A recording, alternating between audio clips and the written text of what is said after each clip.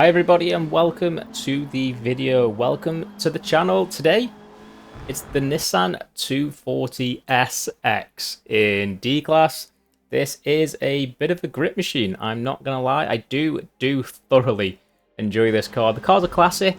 Need I say too much more about this car? We all love this. It's just a fan favorite, isn't it? So enough of boring everyone about just how good this car is. We've got a 4.1 braking, 4.1 handling, 1.9 excel and 1.2 speed, 164 horsepower, and it weighs 2,498 pounds.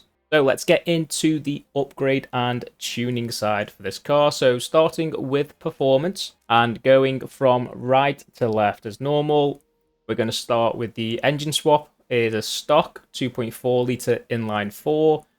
The drivetrain is completely stock. We do have the wide body kit on with aspiration conversion on stock, so naturally aspirated. The aero and appearance, there's not really too much you can do here, so I have opted for the race rear wing.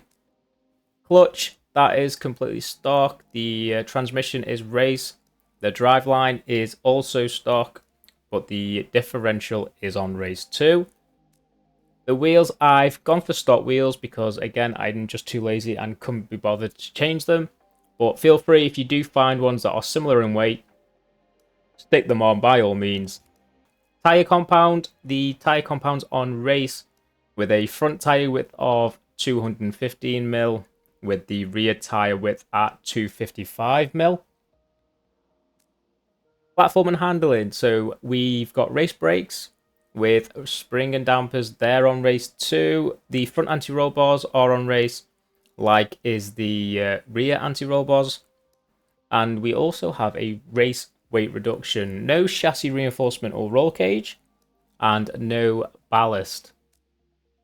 Moving over to engine, we've got a stock camshaft with the valves on street, the displacement on street, the pistons, flywheel, and oil and cooling are all on stock.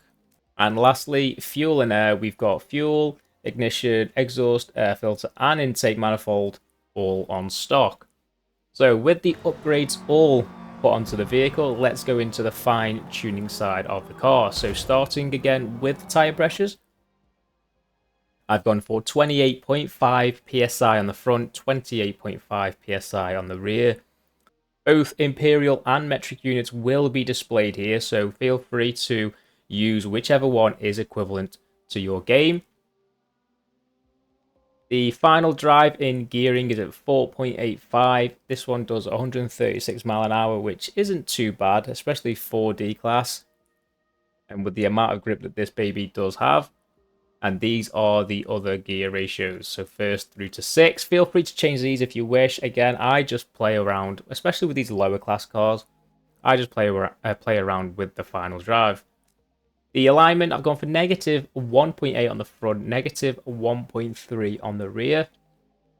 The reason for this is a rear wheel drive car, so you want a little bit less camber on the rear to aid in traction coming out of corners.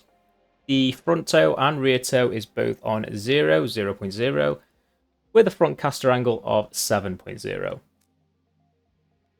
Anti-roll bars, I've gone for 19.52 on the front with a rear of 21.56. Get as close as you can to these numbers. It doesn't have to be exact. As long as it's 19.5 and 21.5, you'll be golden. But the reason for the rear being slightly stiffer is to aid in that rotation coming out of corners. There was a tiny bit of body roll, but we have sorted that out. The spring stiffness, I've gone for 580.4 pounds on the front and 630.1 pounds on the rear. This balance worked very well for me. It wasn't too understeery going into corners, and it was perfect coming out of corners. So for me, this was the best balance. And it doesn't bottom out. If it does, just stick this up to 6.9, maybe 7, and you should be golden. But the ride height I've settled for is 6.8 front and 6.8 on the rear, completely slammed. Damping, the bump stiffness for the front is 2.6, with a bump stiffness of 2.8 on the rear, with a rebound stiffness of 10.1 on the front and 9.7 on the rear.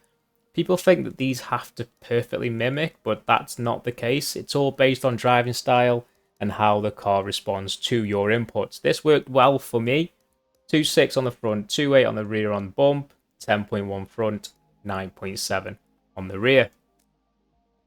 Roll center height offset, the front is stock, so 0.0. But the rear, I have just increased it ever so slightly to 0.4, and this has worked really, really well for me.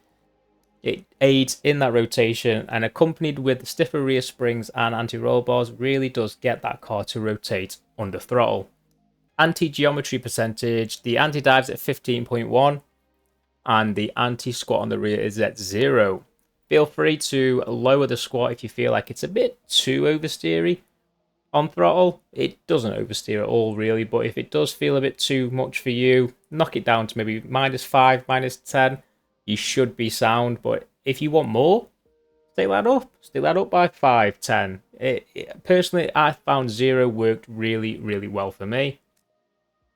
Downforce, the front is locked because it doesn't have a front option, but the rear I've gone for £75, so the minimum that you can have on the rear. The braking balance is at 50%, with the braking pressure at 150%. The differential is set at 100% for acceleration and 0% for deceleration. If you feel it does oversteer a bit too much when you're slamming it down the gears, knock this up to maybe about 8 to 12, around there, and it should eradicate that completely. But I enjoy that rotation that you get from slamming it down the gears, so I've left it at 0. Alright, this video's coming to an end. Thank you for tuning in if you did get it this far. Please leave a like on the video, it does help me quite a bit.